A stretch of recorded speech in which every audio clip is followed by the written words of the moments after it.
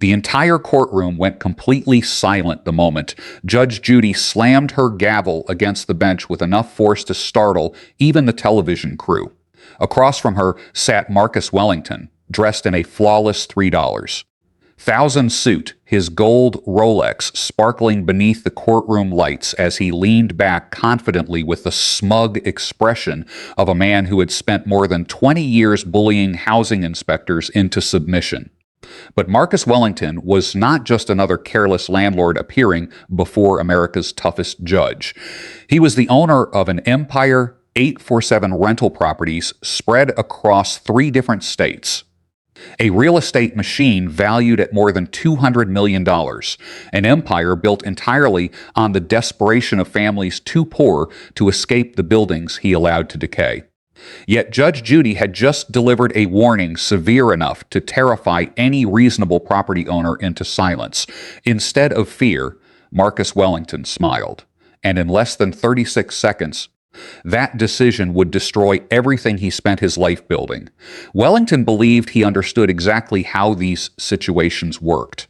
He had stood before judges many times before, dozens of hearings, dozens of violations, and every single time he walked away with little more than small penalties that meant nothing to a man making millions from neglected housing.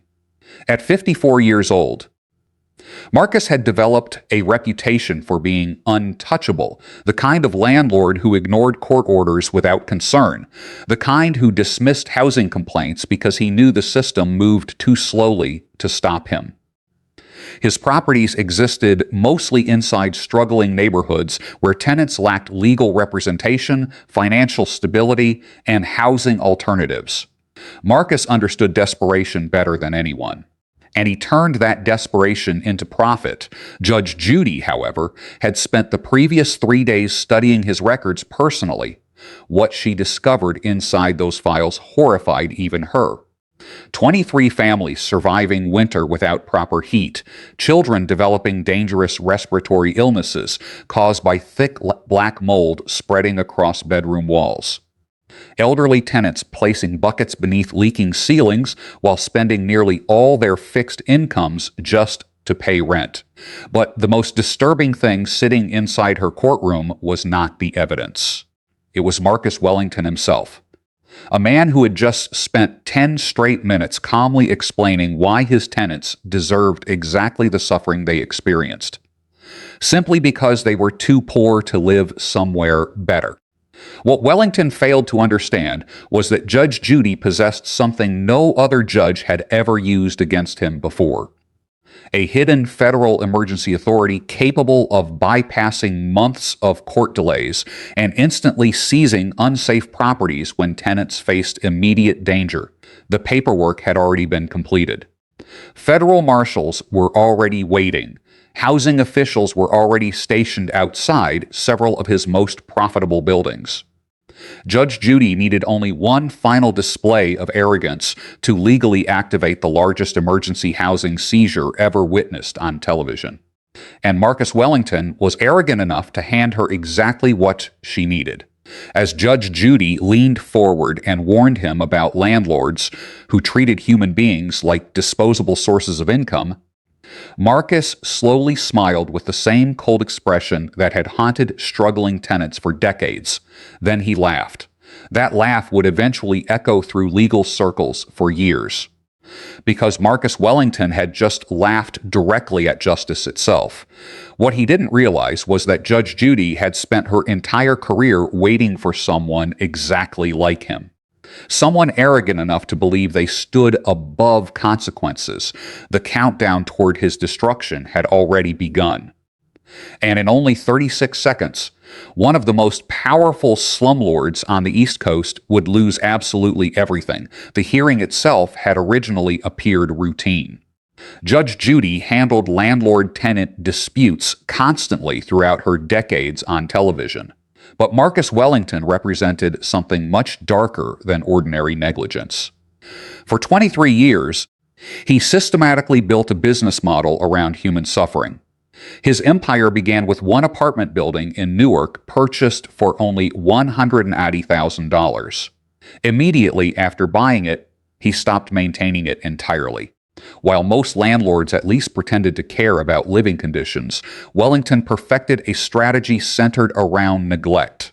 He realized poor families had nowhere else to go, bad credit, limited options. No legal resources, which made them the perfect trapped customer base for deteriorating housing. His operation became brutally effective, 847 rental units across New Jersey, Pennsylvania, and Maryland. Properties valued at nearly $23 million, but the real source of his success wasn't property ownership. It was refusing to spend money on maintenance while pushing rent prices to the absolute limit families could survive.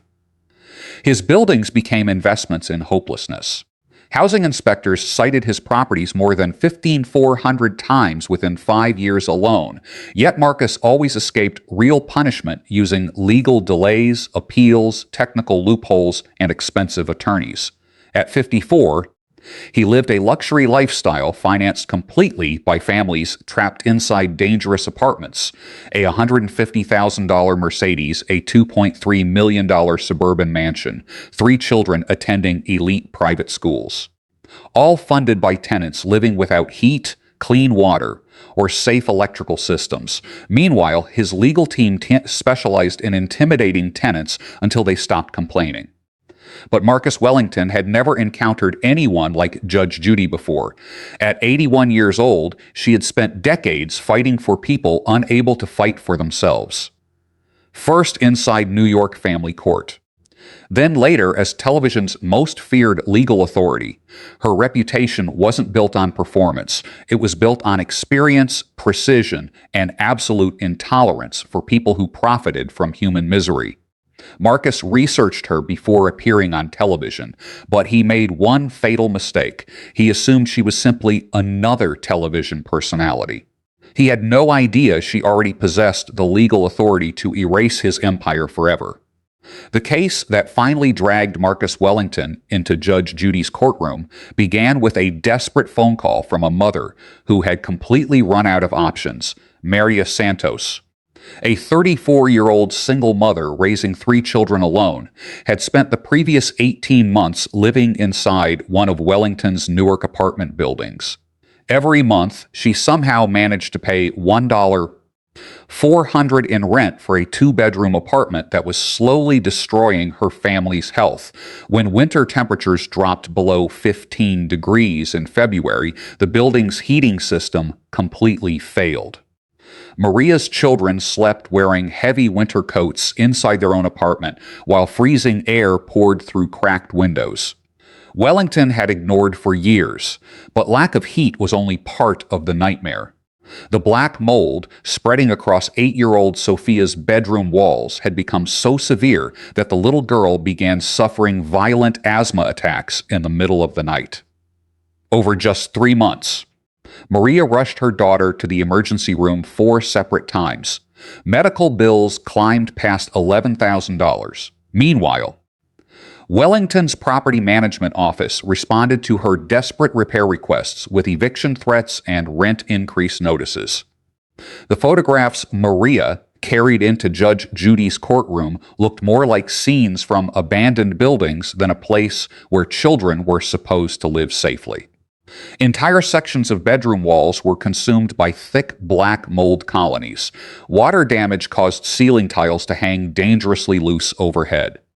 Sewage stains spread through kitchen ceilings from leaking upstairs plumbing that had remained unrepaired for more than a year. As each photograph appeared on courtroom monitors, Judge Judy's expression darkened noticeably. The evidence became impossible to ignore. 17 maintenance requests submitted through Wellington's online tenant portal. Every single request marked received. None repaired medical records directly linking Sophia's worsening asthma condition to toxic mold exposure. Time-stamped photographs documenting the apartment's steady deterioration over 6 straight months, while rent continued being collected without interruption. But the evidence that shocked the courtroom most was an email sent directly from Wellington's management office to Maria Santos. Judge Judy read it aloud slowly so every person watching could hear exactly how Wellington's operation treated struggling tenants. Tenant complaints regarding minor cosmetic issues such as wall discoloration are not considered emergency maintenance matters. The courtroom remained silent. If current living conditions are unsatisfactory, Judge Judy continued reading, management recommends seeking alternative housing opportunities. Her voice sharpened. Property repairs are prioritized according to cost-benefit analysis, not individual tenant preferences. Several audience members visibly reacted with disgust, but the email became even worse. Continued complaints, Judge Judy read carefully, may result in lease termination proceedings and negative rental references affecting future housing applications. The message perfectly revealed the foundation of Wellington's business strategy. Fear, intimidation, and trapping poor families inside dangerous conditions because they lacked alternatives. Judge Judy had handled countless negligent landlords during her career, but Marcus Wellington's operation disturbed her on a completely different level. This was not occasional neglect.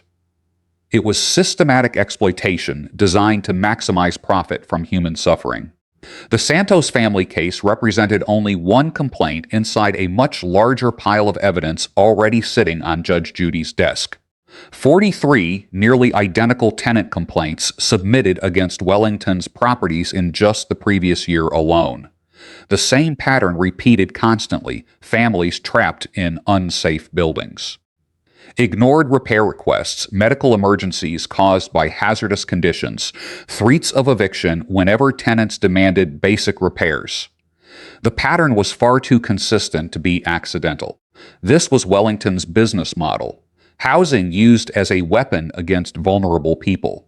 As the hearing continued, Marcus Wellington sat comfortably inside his expensive suit, appearing completely unconcerned by the evidence piling against him. His expression suggested he expected the same outcome he always received, a minor penalty, some negative publicity. Then business continuing exactly as before. But what Marcus could not possibly know was that Judge Judy had already activated the legal machinery capable of destroying his entire empire permanently. For months, federal housing authorities tracked Wellington's properties closely. They documented violations, collected complaints, monitored unsafe living conditions, and quietly prepared emergency seizure paperwork, waiting for the right legal opportunity. Judge Judy spent 3 sleepless nights personally reviewing every detail before this hearing began. The photographs haunted her, children sleeping beside toxic mold, elderly tenants surviving freezing temperatures, families boiling water on stoves because plumbing systems failed repeatedly.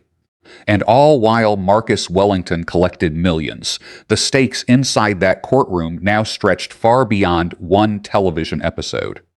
This confrontation had the potential to create a legal precedent capable of changing housing enforcement nationwide. Under a little-known federal statute, emergency authority existed allowing immediate seizure of dangerous rental properties whenever tenant safety faced imminent risk. The approval paperwork was already completed. Housing officials were standing by. Federal marshals waited for authorization. All Judge Judy needed was final legal justification proving Wellington's disregard for human safety and court authority. And Marcus Wellington was arrogant enough to provide it himself. Meanwhile, Maria Santos sat quietly inside the courtroom, wiping tears from her face as she thought about her daughter, Sophia, struggling to breathe inside that mold-covered bedroom. For 18 months, she felt powerless, ignored, threatened, trapped. But for the first time since moving into Wellington's building, someone with real authority was finally listening. And Marcus Wellington still had absolutely no idea that his empire was only moments away from collapse. Judge Judy had finally reached her limit. After nearly 27 minutes of testimony describing children poisoned by mold, families freezing without heat, and tenants living in conditions unfit for human survival, She slowly leaned forward with an intensity that immediately changed the atmosphere inside the courtroom. Her voice sliced through the silence with terrifying precision. "Mr. Wellington," she began coldly, "I want you to understand something very clearly." The courtroom became completely still. "When landlords like you treat human beings as disposable sources of income," her eyes locked directly onto him. "When you knowingly collect rent from families forced to survive in conditions that violate every standard of human decency," a pause. "You are not simply violating housing regulations." Another pause. "You are committing an offense against basic humanity itself." Maria Santos lowered her head as tears rolled down her face while thinking about her daughter Sophia gasping for air inside that mold-infested bedroom. Several tenant advocates sitting in the audience leaned forward, sensing something historic was unfolding. Judge Judy's tone had shifted completely. This was no longer an ordinary television hearing. It sounded like someone preparing to permanently end a lifetime of exploitation. Then came the warning that should have terrified any intelligent businessman.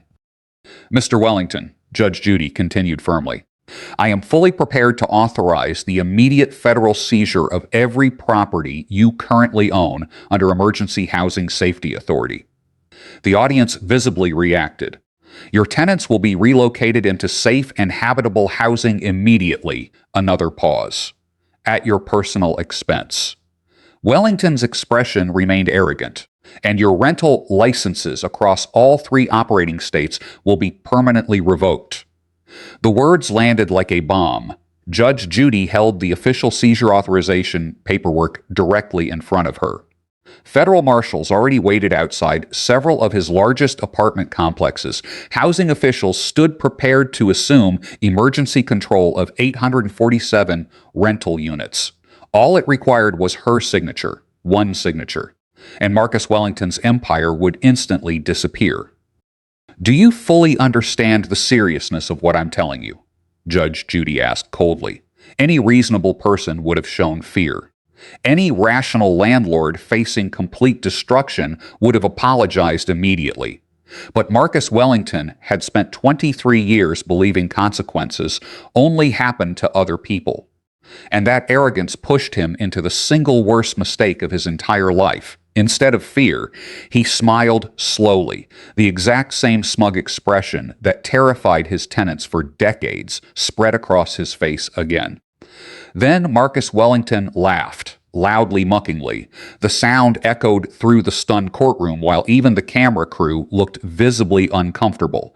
Then came the sentence that instantly destroyed him.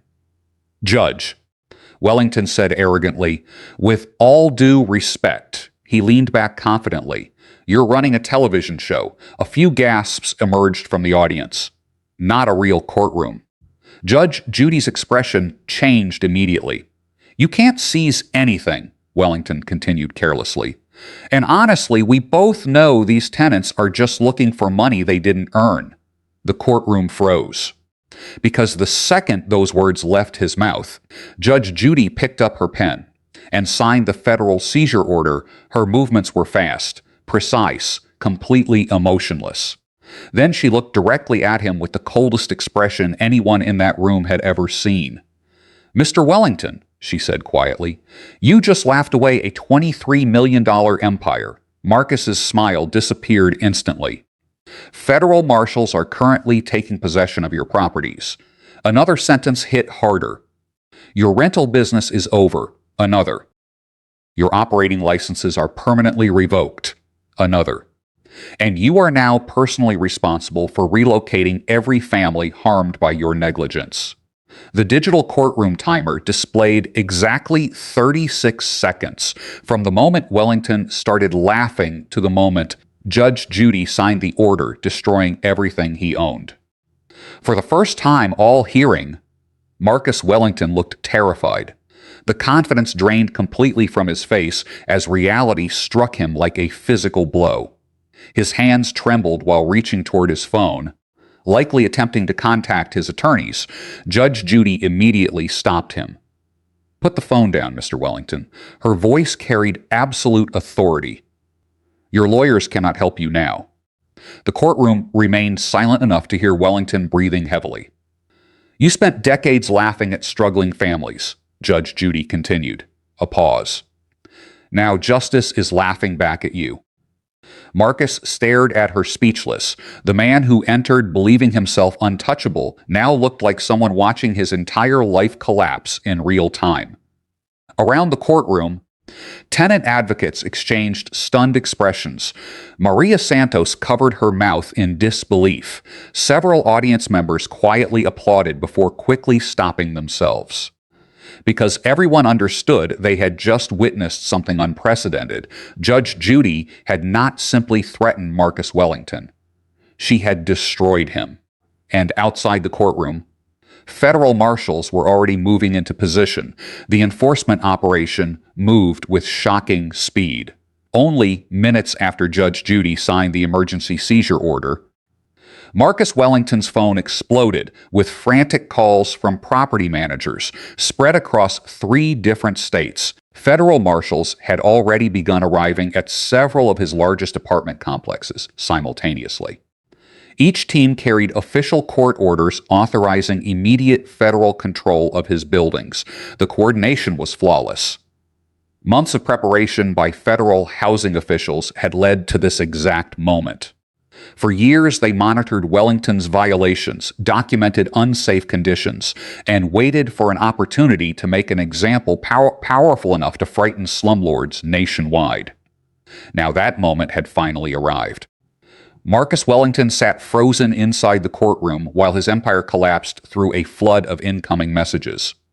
Marshals entered Newark property. Another notification. Tenants celebrating outside building. Another Philadelphia properties officially sealed. Another local media arriving. His hands visibly shook as he scrolled through update after update. Each message represented another piece of his fortune disappearing forever. For decades, Marcus used eviction threats to terrorize poor families into silence. Now he was experiencing his own version of displacement. Except instead of losing one apartment, he was losing everything. The collapse of Wellington's empire unfolded with ruthless efficiency. At 2:47 p.m., federal authorities officially seized control of his 84-unit Newark complex, his single most profitable property, generating nearly $47,000 every month. By 3:15 p.m., housing officials assumed management over his Philadelphia apartment portfolio, valued at more than $31 million. The Pennsylvania Housing Authority had quietly prepared for this operation for over 18 months. Inspectors documented more than 300 separate code violations ignored by Wellington while continuing to collect enormous rental profits from struggling families. The financial destruction became staggering almost immediately. The property seizure alone erased over $23 million in real estate assets. But the true disaster was only beginning. Federal housing law now required Marcus Wellington personally fund emergency relocation assistance for all 847 displaced tenant families. Officials estimated relocation costs alone would exceed $12 million within the first year. Meanwhile, his once powerful legal team scrambled desperately to contain the damage. But there was no realistic defense remaining. The emergency federal authority Judge Judy activated was nearly impossible to challenge legally because the health hazards were fully documented. The evidence was overwhelming. Children poisoned by mold, families freezing without heat, sewage leaks, dangerous electrical systems, medical records, photographs, maintenance logs. Everything pointed directly back to Wellington's negligence. As federal authorities secured the buildings, the human suffering behind his empire became impossible for the public to ignore. Families slowly walked out of apartments they had been ashamed to show anyone for years.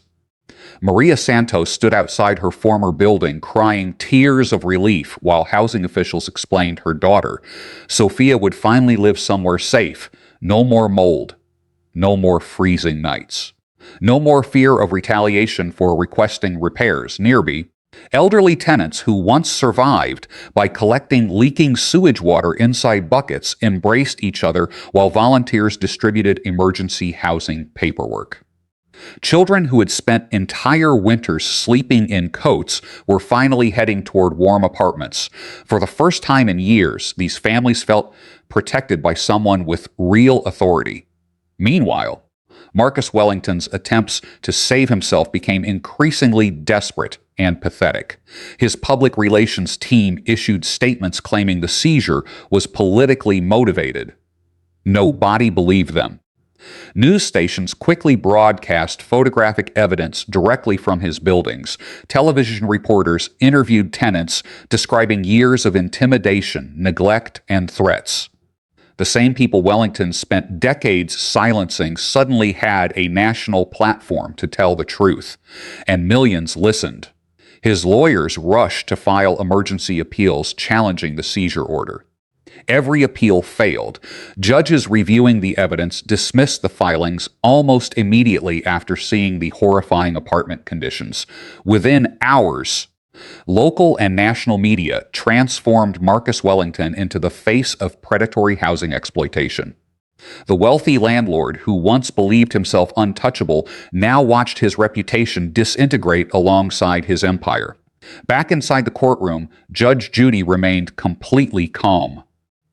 She watched Wellington quietly while his phone continued vibrating nonstop with disaster updates. The contrast between them was striking. Marcus looked broken, sweating, shaking, completely overwhelmed.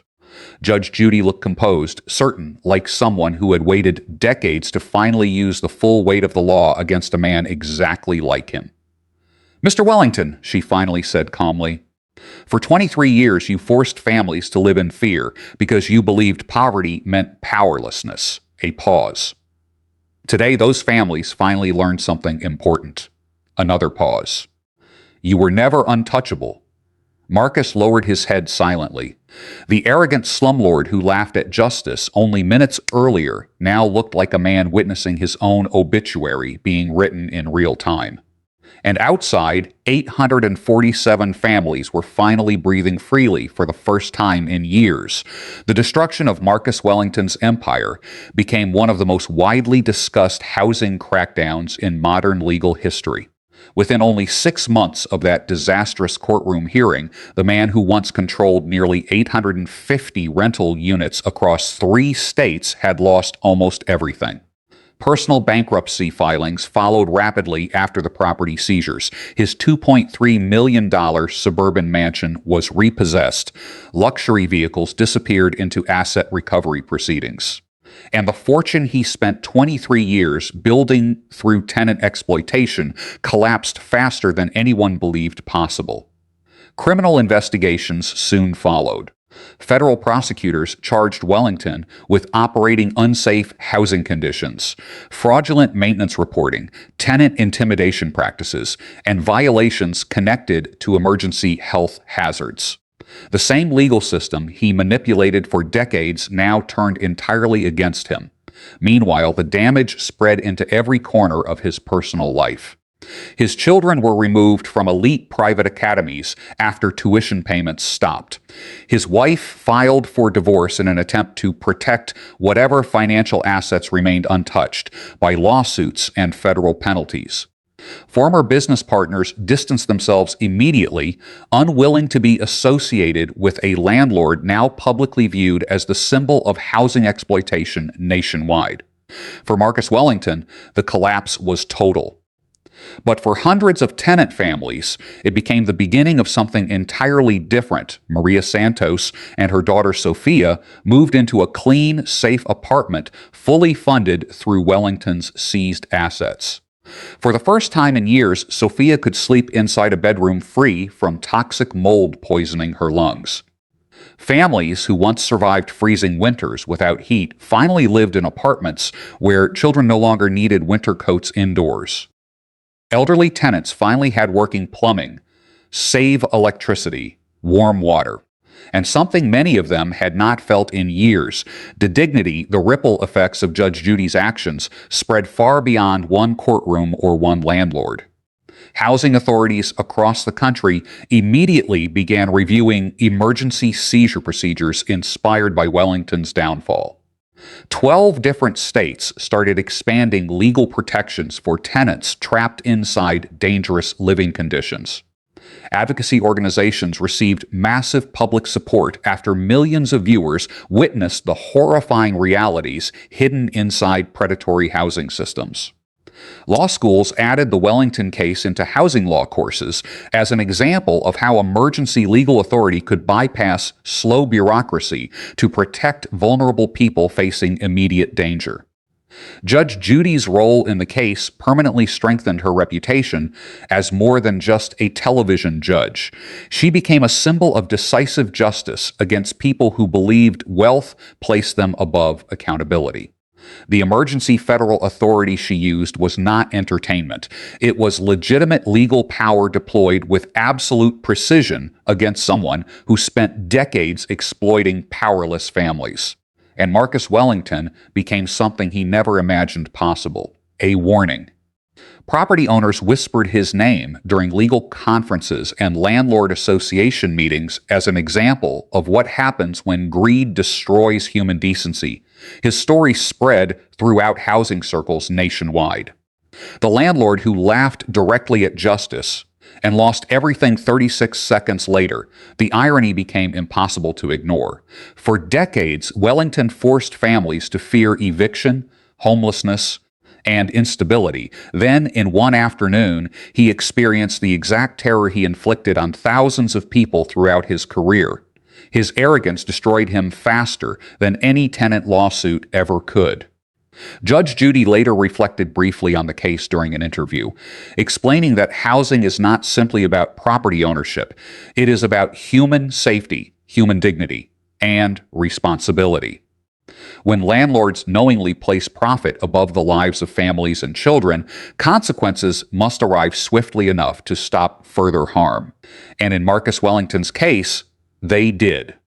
The footage from that courtroom hearing exploded across television and social media platforms almost immediately. Millions watched the exact moment Wellington laughed at Judge Judy's warning. Millions watched the precise second his expression changed after realizing the seizure order was real. And millions celebrated seeing someone who spent decades abusing powerless. People finally face consequences powerful enough to stop him permanently. For Maria Santos and hundreds of other tenants, the hearing represented more than legal victory. It represented proof that somebody finally listened. Proof that poverty does not mean people deserve unsafe living conditions. Proof that even the most powerful exploiters can eventually be held accountable. And for Marcus Wellington, the lesson arrived too late. The empire he built from fear, neglect, and desperation disappeared forever because he made one catastrophic mistake. He underestimated Judge Judy. More importantly, he underestimated justice itself. What began as another routine landlord-tenant hearing became one of the most satisfying courtroom takedowns ever witnessed on television. A reminder that arrogance can destroy everything when consequences finally arrive. And somewhere, inside safe apartments paid for by seized assets, hundreds of families slept peacefully because one judge refused to let greed continue poisoning innocent people.